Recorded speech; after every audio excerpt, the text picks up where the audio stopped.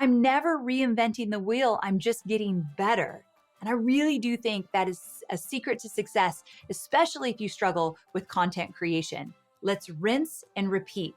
Let's stop starting from scratch. You have enough content. So if you get organized the first time you use the content, you get to use it again.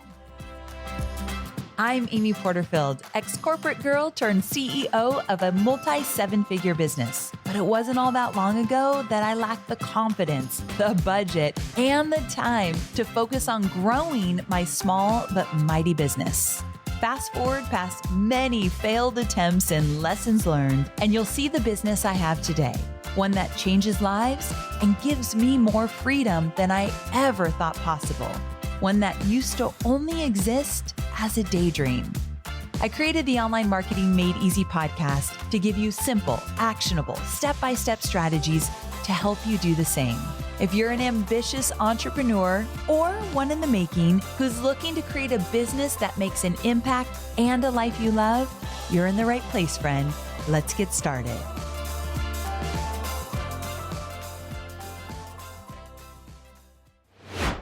Welcome back to another episode of Online Marketing Made Easy. I'm your host, Amy Porterfield, and today we're diving into a topic that's so very close to my heart, my online communities. I truly believe having a community can be one of the most rewarding parts of creating an online business. When you see people actually diving in, implementing, and getting results from what you created, it's like magic. In fact, I believe in the power of community so much that I have an entire team in my business dedicated to it. My community team is made up of Sylvia, my community director, alongside Brittani and Megan, my community managers. If you ever taken one of my courses, been in one of my boot camps, or part of my membership, you're very familiar with these three amazing women. Day in and day out, they're the ones interacting in my Facebook groups, providing answers and encouragement to keep my students motivated. However, their roles extend far beyond these daily interactions. Behind the scenes, Sylvia, Brittani, and Megan are in charge of a lot of tasks that are crucial to the success of my business. So in today's episode, I thought it would be fun to dive into some of the top strategies my community team uses to accomplish their tasks, support my students, and keep their department running smoothly. These strategies we'll discuss in this episode include crafting calendars and batching content, organizing and supporting live Q&As, establishing collaborative relationships with star students, creating feedback loops through surveys and testimonials, and analyzing metrics. And don't worry if you're flying solo without a virtual assistant or a team just yet. These strategies will still work for you, and I'll guide you on how they can be adapted even if you're a team of one. Huge shout out to my community team for offering up these strategies so I can share them with you. And I can't wait to go behind the scenes of my community team, so let's get started. As I describe these strategies today, keep in mind that my community team is run with the philosophy that the key to building a thriving community lies in nurturing relationships and encouraging active participation. By creating a space where members feel seen and heard, we enable them to form meaningful connections with each other. This sense of belonging leads to more engaged and vibrant community where each member is motivated to contribute and share and grow together. So the first strategy my community team uses to create this environment is mastering the art of calendar creation and batching. This leads to a more engaged community because it frees up my team's time every single day to interact live with my members rather than being in the weeds of daily content creation. So content batching is a topic that might sound familiar because I've discussed it before and you've likely used it or thought about using it.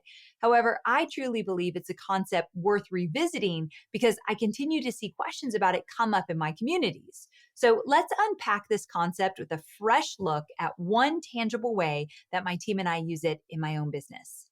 Because I have a year-round membership, my team uses this strategy monthly.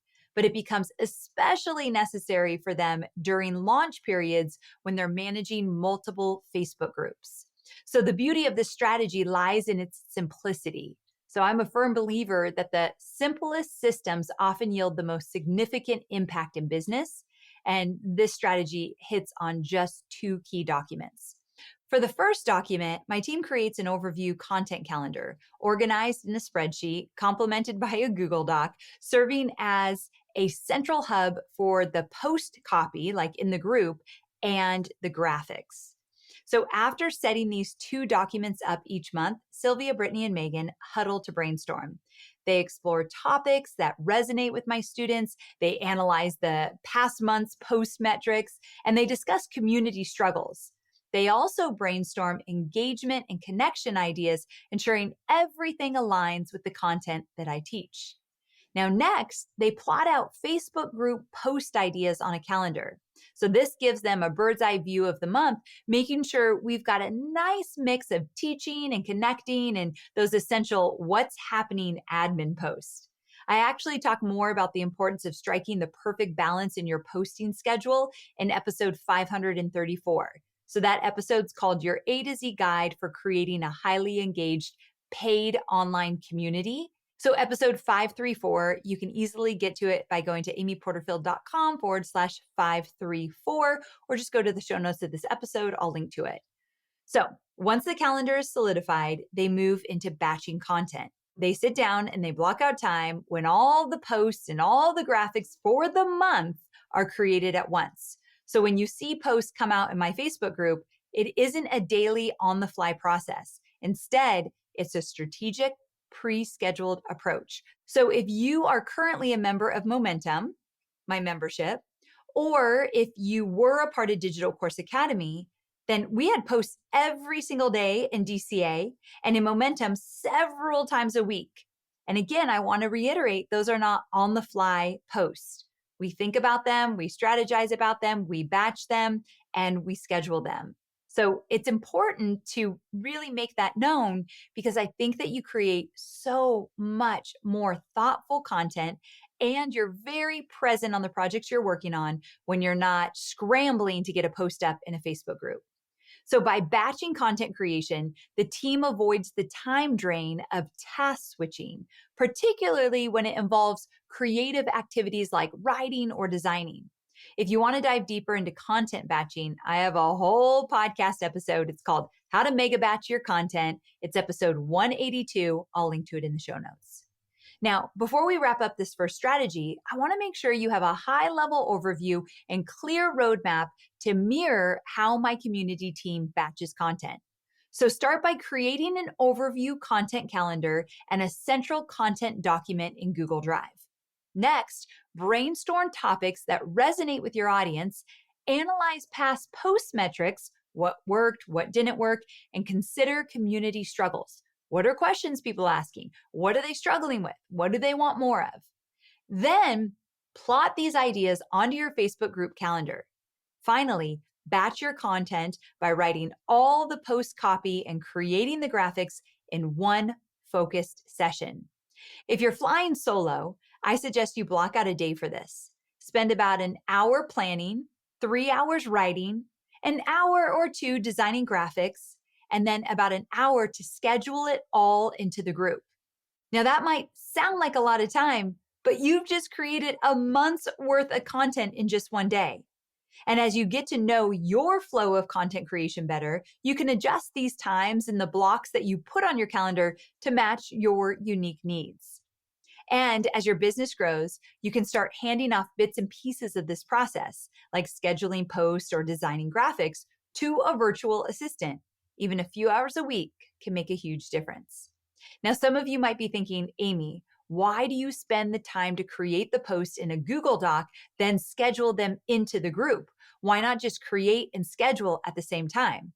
Well, I'm so glad you asked. This is for the purpose of scalability and not having to reinvent the wheel in my business. For example, in my Digital Course Academy launch, we run a 2-week bootcamp called Course Confident. The first year we did this, my community team built the Facebook component of the bootcamp from the ground up using the process we just covered. But the second year we ran the bootcamp, they simply made copies of the calendar and content documents, tweaked them where needed, and they were off to the races. If everything were just in the Facebook group, it would have taken them hours to scroll through all the posts and to recreate the strategy. So this rinse and repeat method isn't just efficient, it's smart. It applies to my student community for Digital Course Academy too. As I've launched the same program over and over again, we never reinvent the wheel. We refine and improve and reuse the Facebook content, and we've done this for 5 years. Think about it. When you're creating content for a Facebook group that is supporting your digital course, imagine if you launch this course every year, maybe 2 times a year, and you have it all mapped out in a Google Doc. What you're going to post, when you're going to post, you have it all calendared. Imagine how amazing it will feel the next time you launch that you can go into this Google Doc and you could say, let's use it again. I could refine it, I could make it better, but I'm never starting from scratch. I've used that motto, never start from scratch, throughout the 14 years of building a multi-million-dollar business. And I don't just use it for my digital courses, but for all the assets that support my digital courses, from pre-launch to launching to delivering the course content in a private Facebook group. So I'm never reinventing the wheel, I'm just getting better. And I really do think that is a secret to success, especially if you struggle with content creation. Let's rinse and repeat. Let's stop starting from scratch. You have enough content. So if you get organized the first time you use the content, you get to use it again. And if you're a team of one and you're creating all the content for your Facebook group, make it a practice to create it outside of the social platform. Use a Google Doc so that next time you want to use it, you don't have to hunt and peck all over inside that Facebook group or inside that community. You have it all in one place. You could tweak it there, and then you could move it over to whatever social platform you want to use in that moment. That efficiency goes a long way. All right, with that strategy in place to streamline and save your time, let's pivot to another aspect of community management, live interactions.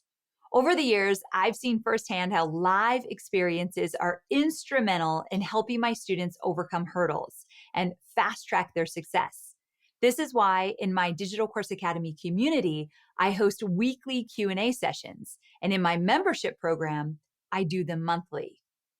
In these Q&As, my goal is to address as many questions as possible. To do this, my community team gathers questions from my students beforehand through a Google form. Then they transfer and organize the questions in a Google Doc named the Q&A tracker. They also make sure to fine-tune the questions for clarity, making it easier for me to read them during live sessions.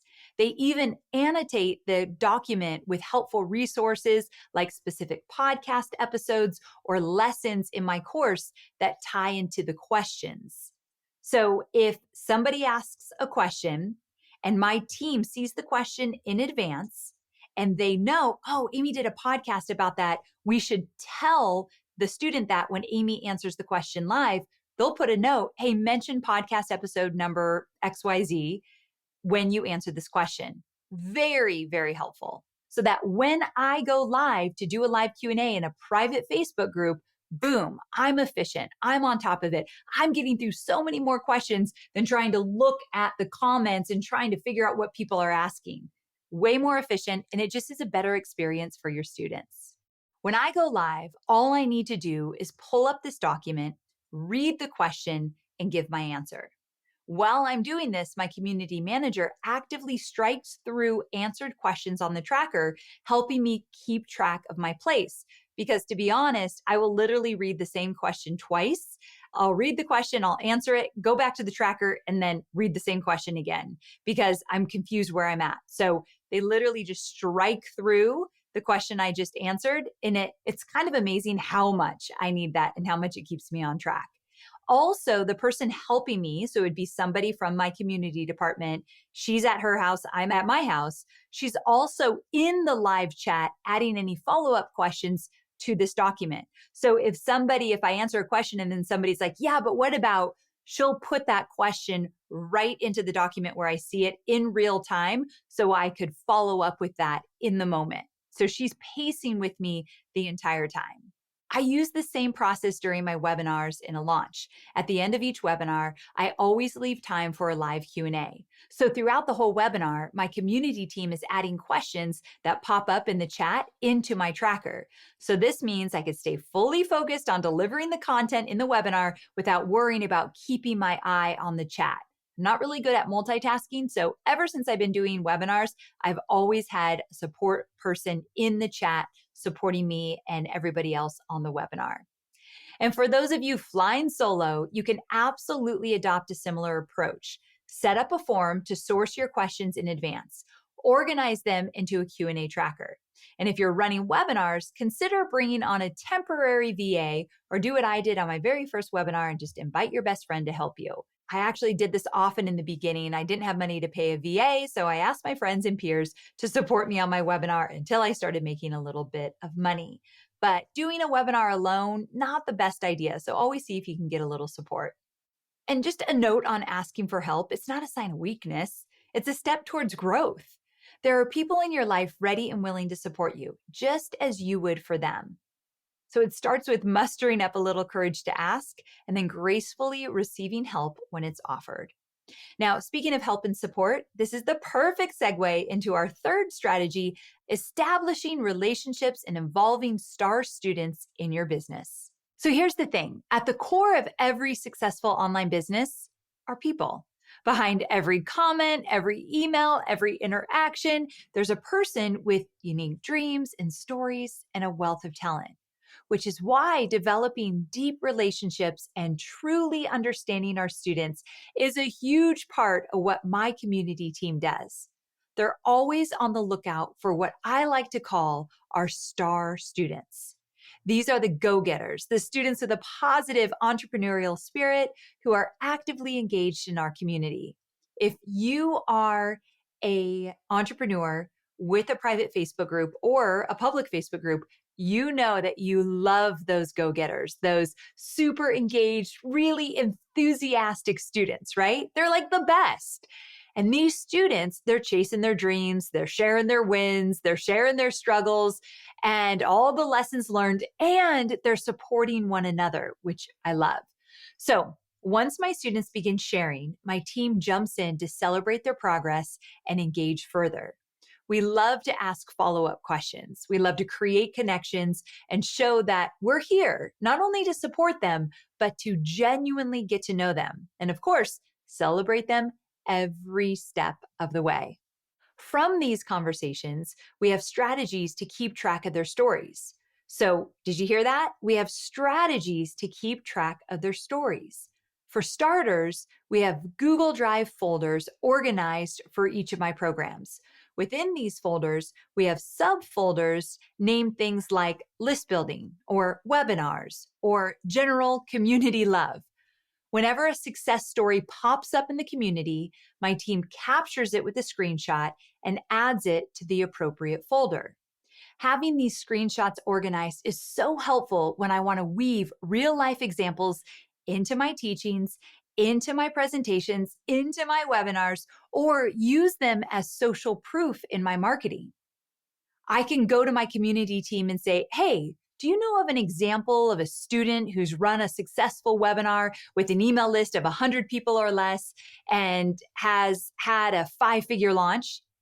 And even with that level of specificity, and I do that, I send those requests to my team, they can get back to me quickly with the perfect example.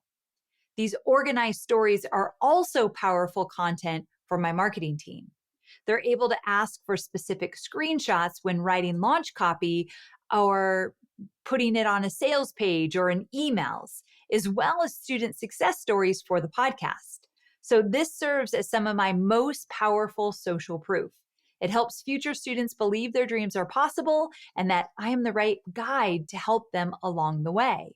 Now, if you're a team of one, I highly recommend setting these folders up in Google Drive now so that you can easily find student stories when creating content. Because let's be honest, if you don't set up the system first, you're never going to follow through. You're going to take a great snapshot, you're going to put it on your desktop, you're going to lose it, never come back to it, never use it.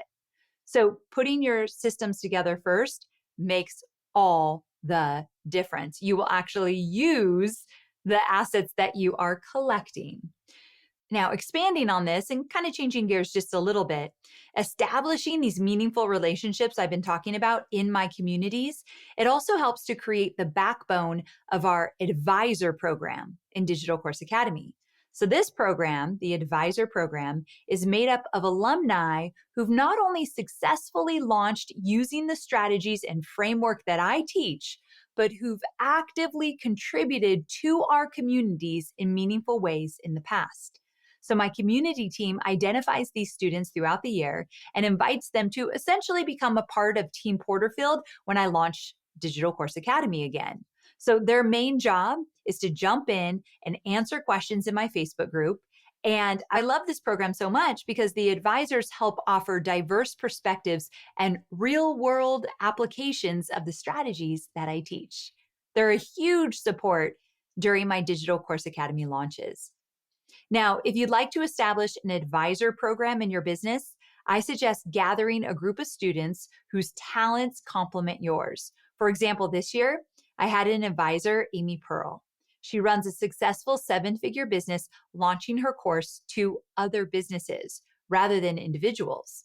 While I can give general tips on how to use my framework to do this, I primarily market to and enroll individuals in my courses. So essentially B2C, business to consumer. Now, the level of real world experience that Amy Pearl can provide in an answer to my students who have questions about B2B, that's really powerful. Now, as you can see, advisors play an invaluable role in my communities. And in terms of compensation for their time and effort, you could look at this a few different ways. You could pay them hourly, you could do gift cards as a token of your appreciation. And I completely understand that not everyone might not be in a position to offer monetary gifts. In the past, I've also done things like offer my time by hosting a group coaching call only for my advisors, like a mastermind day. And that was more popular than anything else that I've offered. So if you're thinking of implementing an advisor program into your course, remember, there's always a way to express your gratitude, even when you're working within a tight budget. You have value to give, and you've got to figure out, well, what kind of value would be really attractive to these advisors?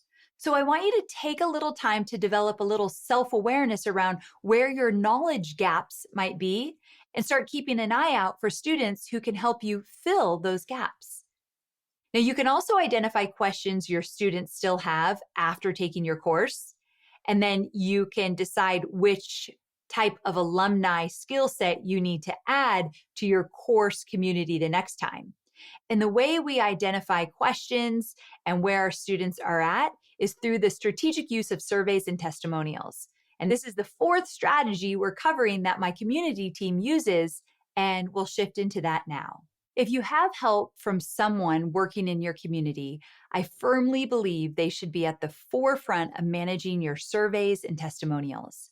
Their deep connection with your audience makes them perfectly suited to create survey questions, interpret that feedback from the surveys, and from there, collect testimonials.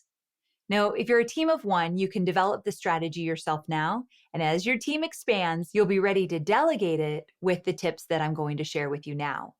So the survey and testimonial strategy that my team uses has a focus on creating a long-term cadence and rhythm for feedback.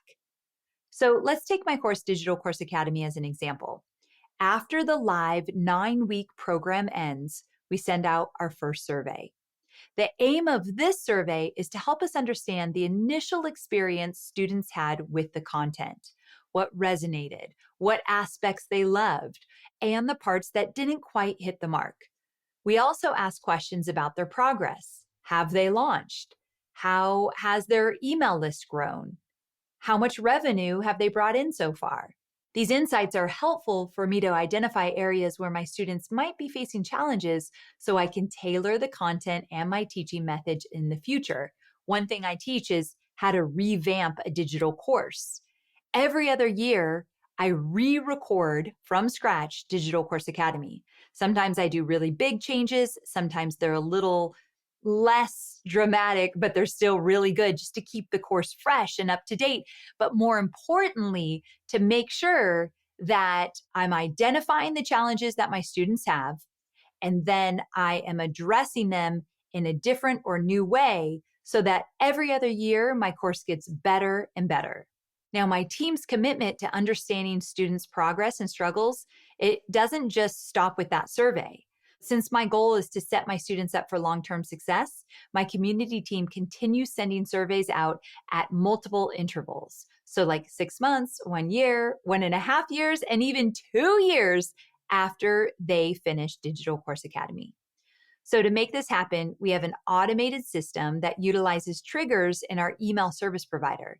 My team alters the questions in each survey based on what benchmarks we hope students have met at each of these time intervals.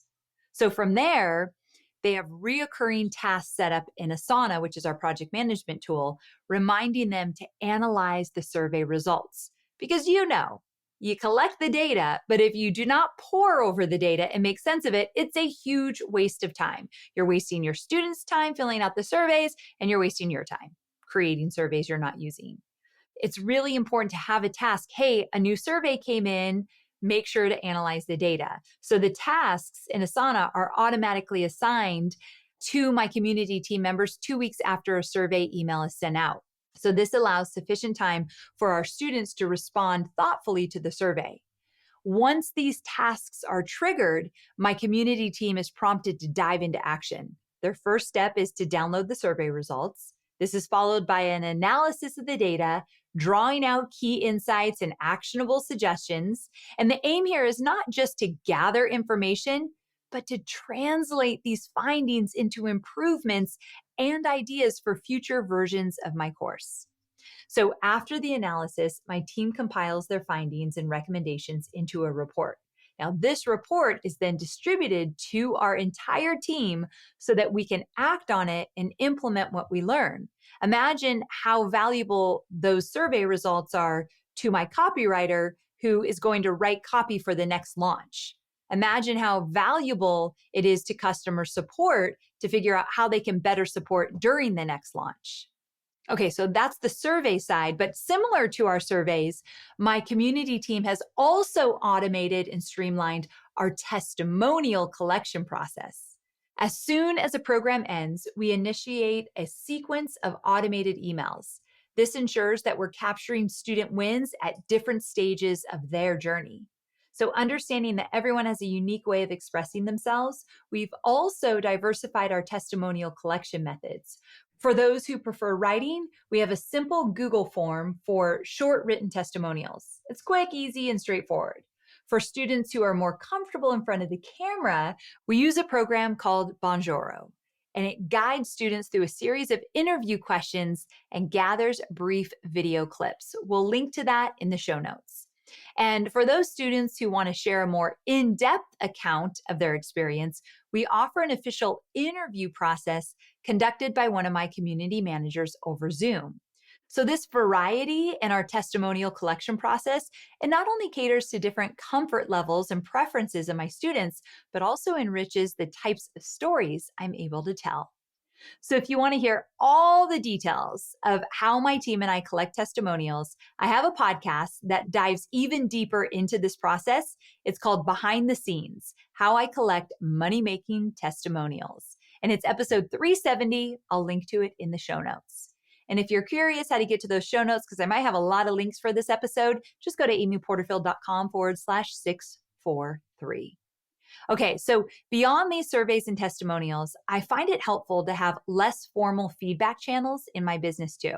So for example, we have a wins channel on Slack where my community team shares student wins regularly. It's a constant real-time stream of insights used to understand the community better. It's also the channel I like to visit if I'm ever having a down day and I need a little pick-me-up, because reading my students' success stories, it really does the trick to cheer me up on a really hard day. So I just go to Slack, I go into Wins, and I see all these great success stories, and I remember why I'm doing what I'm doing. Building effective feedback loops is so important, whether you're working as a team of 1 or 100. And it makes sure that you're building a business that's moving in the right direction and is based on the most valuable assets you have, your students, and of course, your customers. So, speaking of moving in the right direction, it's time to move to the final strategy that we're going to discuss in this episode: establishing and analyzing community team metrics. Now, it's no secret that I'm a total data nerd, and my love affair with numbers has led me to develop a data driven culture on my team. This lets us know exactly what's working and when it's time to shake things up or pivot or inject some fresh strategies into the business. Let's look at one way my community team establishes and uses metrics in my membership, Momentum. Now, for those of you who don't know, I have a membership. It's $97 a month. And the only way to get an invite is if you are enrolled in Digital Course Academy. So if you're an alumni of Digital Course Academy, you get a private invite into Momentum 1 or 2 times a year. I'll open it up. And it's really intimate, really engaged. It's just a beautiful community of course creators. Some people haven't launched yet, others have launched 4 or 5 times. So it's a really great mix. Now, inside Momentum, we've developed a dashboard using a spreadsheet in Google Docs for this community. It's where we track engagement within my Facebook group. Think comments, posts, attendance at live events, all that good stuff. Now, the dashboard also keeps tabs on numbers like our retention and our churn rates for the membership.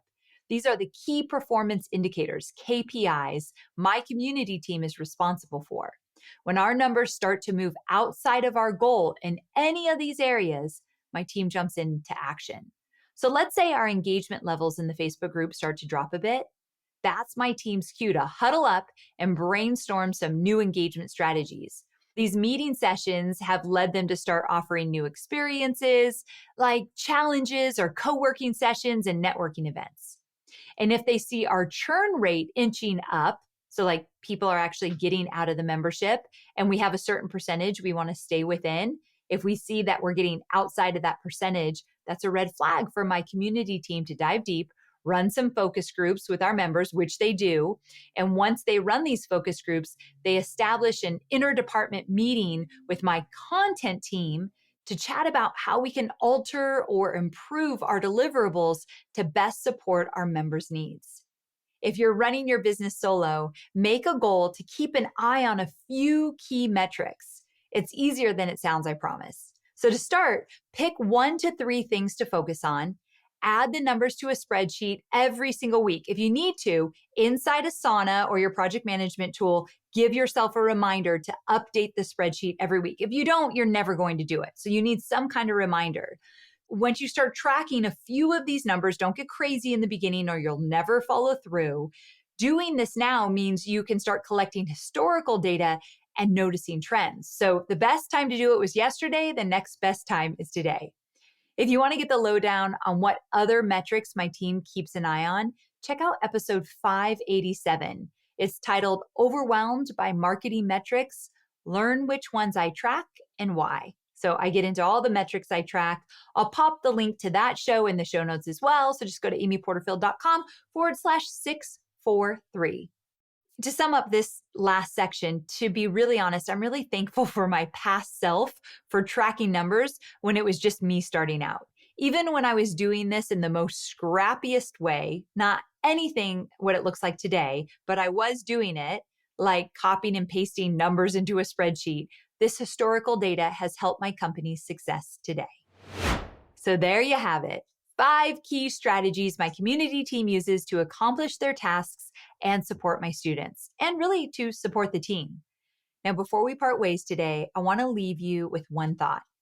When you're building your business solo, you've got this incredible opportunity to get up close and personal with your community. Each of these techniques can be adapted to suit your individual journey now. And as you grow, you can up-level and hand some of these tasks and strategies off to VAs and team members. The key to getting the most out of this episode is to start small, stay consistent, and most importantly, take imperfect action. So set aside some dedicated time for batching content for your communities this week. Then take a look at how you're supporting your community live. Is there room to source questions in advance so you can come prepared with your best answers? If you have a community that's live right now, set up just one folder in Google Drive to collect screenshots of student success stories. And rather than feeling like you need to set up 2 years of surveys right now, take the time to develop and start just one. Send it out when your program wraps up, and you can grow from there. Last, choose just one metric to start tracking weekly. Think about what you'll do if this number starts to drop or increase, depending on which way you want it to go. So you're building a company based on data-driven decision making. Did you hear that one? Data-driven decision making. I'm a pretty emotional girl and I can let my emotions drive how I'm making decisions. But when there's data, the data doesn't lie. And that really helps me. Once you feel confident about one metric, you can add one more. So keep it simple. My friend, building a business is all about taking it step by step. While there are no shortcuts, starting small can lead to surprising growth and improvement in no time. So thanks for joining me today. I'll see you next week, same time, same place. Take care.